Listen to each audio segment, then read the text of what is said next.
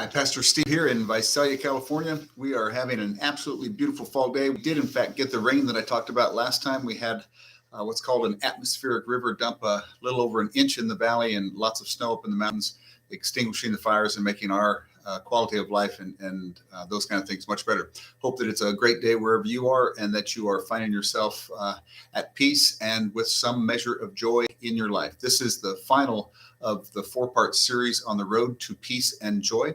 I'll recap a little bit and then talk about the final stages as they have played out in my life. So to sum up the first three videos succinctly, what I had discovered was chasing the promises of the world that notoriety or likability or being somehow ahead of other people or better than other people does not in fact bring peace or joy. It brings immense stress and competition. It makes other people who believe the same lie prone to try to tear you down and to harm you so that they can have that top spot that's supposed to bring all the good things in life.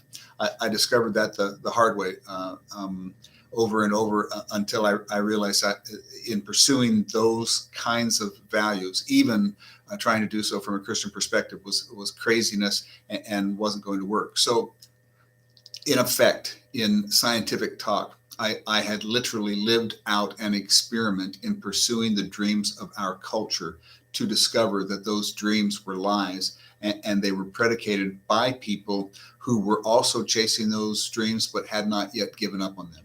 As a Christian, then, I began the quest to figure out how should I be living to attain what I really truly desired, which was not fame or being seen as better than others or any of the things that had at least momentarily held my attention. And the answer was, of course, go back to the primal teachings of the faith, to the teachings of Jesus, and look again at what he said. And again, speaking in scientific language, because that's kind of how I think, test the theory that Jesus promoted to see if it was more true than the theory that our culture and the world promotes. And that is what has occupied the last several years of my life. So in order to begin that test,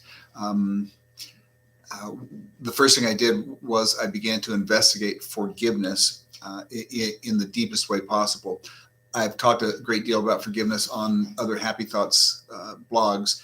And the thing is, I knew that I should forgive, and I even told God that I forgave people, but I didn't actually know how to forgive. So the sincere desire to wasn't resulting in genuine forgiveness.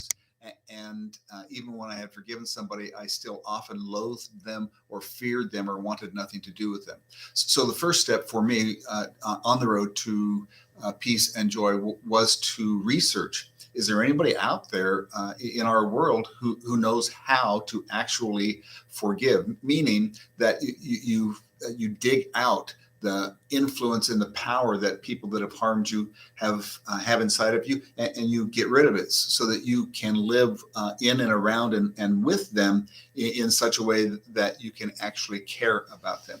And the answer for me was Desmond Tutu and his what I call the forgiveness challenge. He lays out 4 steps of forgiveness, and I won't go through those 4 steps today, but I'll tell you this, that in following the 4 steps of forgiveness, a single thing happened in my experience.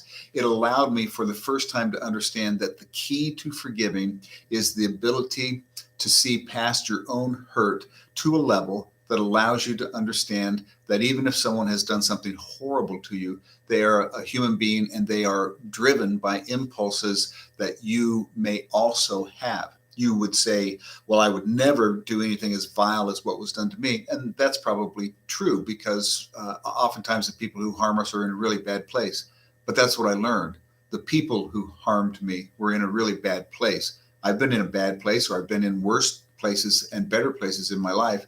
And I know that my actions and my attitudes came from those states of spiritual well-being or poverty.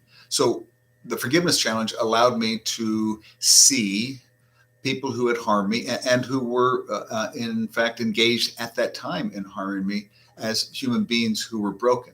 It was significant for me to be able to feel like they no longer had the power over me that they had before. And that power was given them by pursuit of cultural values of equity and equality and fairness. I had long believed that I had to get even, or they had to learn their lesson, or things had to be squared up somehow in order for me to have peace. That turned out not to be true. What I needed to do was have a higher set of values, or a deeper set of values than those things, and be able to let go what was done to me. So the forgiveness challenge was the first major step along that road for me. And in my life, we followed that up by I want to say designing, but we didn't design, by taking the heart of Methodism when it was created by John Wesley, which were what he called class groups or societies. And those were just small accountability groups. And in our church, we formed accountability groups that we call grace groups. And I lead a few of them and participate in them as a member also. And the idea in a grace group is simple. Grace comes on a continuum. Doing something nice or needed for somebody who is nice to you is grace, but it isn't really the kind of grace that defines a Christian. A Christian is defined, a follower of Christ is defined by the amount of grace they are able and willing to render to people who don't deserve it, and sometimes even to people who have harmed them instead of gracing them. So we work on a continuum.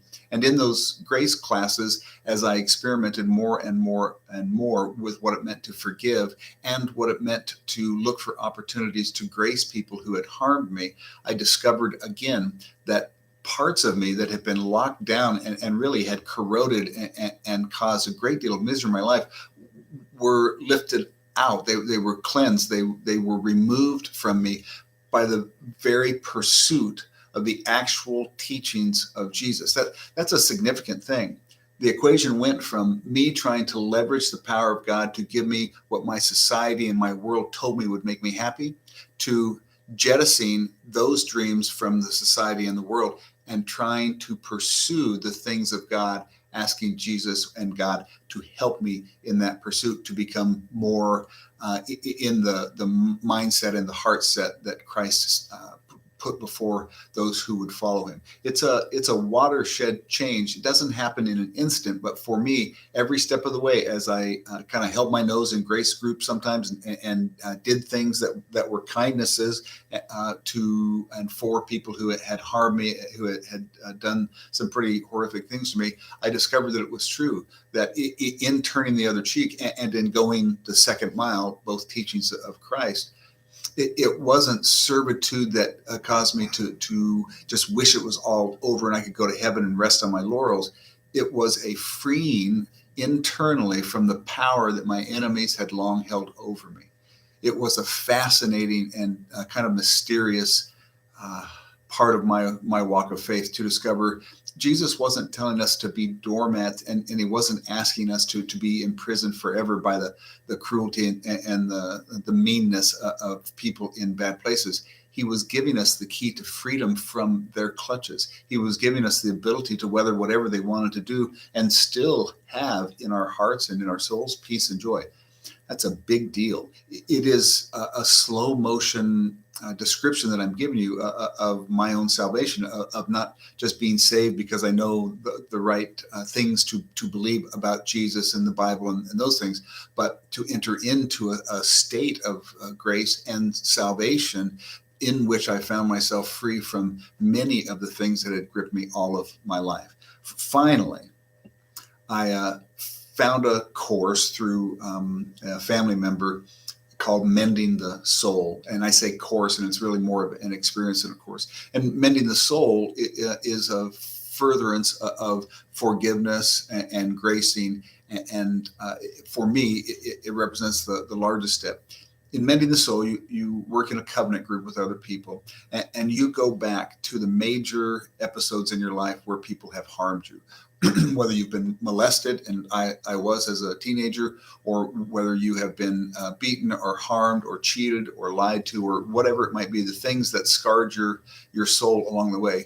you return to those, and you return to those in order to relive them at some level, because PTSD is a part of Mending the Soul, but you relive them this time in the company of Christians in a graceful atmosphere, with the purpose not to find a way to get even, but to find a way to stare down the pain and release it to God and be free from it. And I talk in superlatives all of the time, partly because that's just my nature. If I like something, I really like something. If I don't, I really don't like it.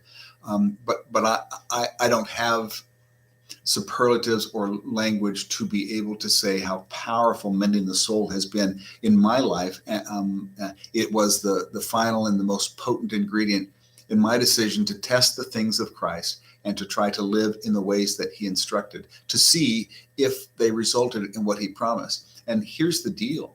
When you get out of a kind of a plastic Christianity, a competition for the biggest church, or trying to be the greatest superstar amongst ministers, or whatever it is, that's a minister's view.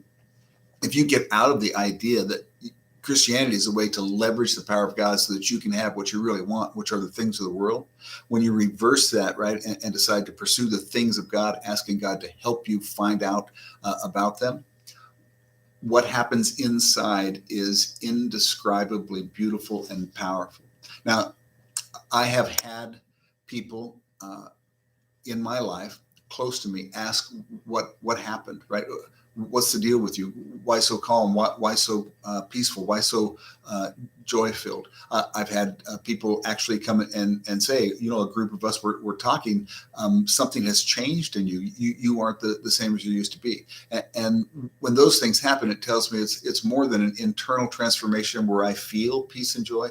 It's external. People can see the difference in my actions and in my reactions and in the things that are important to me. So the road to peace and to joy, as it turns out, and I know this sounds incredibly simple and kind of crazy, is to take as seriously the commandments of Jesus to forgive our enemies, to turn the other cheek, to go the second mile for people who we don't want to go the first mile for, right? To practice those things, to live in grace and forgiveness, to really dedicate yourself to that, and to make yourself a student of his teachings and his ways, and to read and to dialogue with human beings who have actually walked that road. Those pursuits result in exactly what is promised. The other pursuits, the things that many people are chasing in their lives, if I only had this, or if I only could show them, if I could only get back at that person, then I would somehow feel right, if life was finally equal and fair. Here's the deal. Life in the flesh is never going to be equal and fair. The whole of the world exists to separate us into winners and losers. Everything that we do is meant to do that. And Jesus Christ gives us a way out of that. So I hope as individuals that these episodes of Happy Thoughts at least cause you to think about, how deeply have you actually been pursuing the truth that Jesus revealed, that your power lies in the ability to forgive, that in gracing and learning to give actively to the good and to the not so good folks in your life. And finally, to go back and to face again the trauma that created scar tissue and bound you for so very long, but to face it in such a way that you want to face it in order to be able to forgive it and to let it go. Those things in my life combined to make a massive difference. I can tell you, to close this little series, I haven't ever known this kind of peace and joy. I don't ever remember a time of true innocence in my life. And it's odd because I'm almost 60. I'm 58 years old. And it is as if I have just begun to live and just begun to really savor and enjoy life. I want that for you too. I want that for everybody now that I have found it. So I hope that you'll listen to these video blogs and that you'll investigate. Buy Desmond Tutu's book on forgiveness and look up Mending the Soul. There, you can go through it on Zoom. A lot of communities have it in local churches. We do. And a beautiful and powerful thing. It's also a path to freedom from addictions and to many other things that ail us. That's another conversation for another time. We're going to lighten things up a little bit next week. I'll find something happy and joyful to share with you. I hope that you have a good week. If you have questions about this, email me at pastorstevevumc@gmail.com. Go to the church website, VisaliaMethodist.org. Whatever you need to do to get in touch with me, I'd be happy to dialogue with you. If you're interested in Mending the Soul, we will begin another session this coming January, and now might be the time to start praying about whether or not you want to do the same thing, right? To test and to see if these things that Christ taught when they're pursued produce in you what you have really always wanted. So I hope you'll be graceful today. I hope that somebody graces you today. God bless you, and we'll talk to you next week. Thank you.